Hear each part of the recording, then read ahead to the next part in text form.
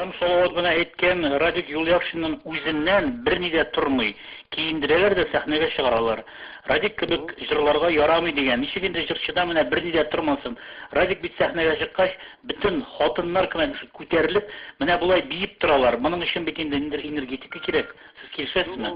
Ул бәлки җырлаган өчен дә түгелдер. Менә без бит мотор әтәчкә карап сыкланып торабыз. Әйе. Гаҗәп бит әйе. Аның нәрсә ничек итеп кикрик күк икәнен әйе. Берәү дә шәп шулай кычкыра ул, шул мотор кычкыра дип әйтмиләр.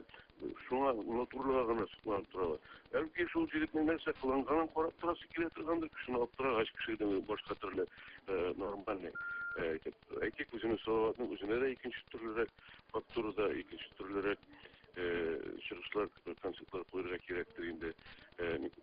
Әлбәттә, яшьләр кебек кыланып түгел, ныграк, тирәнрәк уйланып программаларын төзергә кирәктер. Мин уйлыйм, менә егетләр чәчәшергә кирәк, егет белән егет.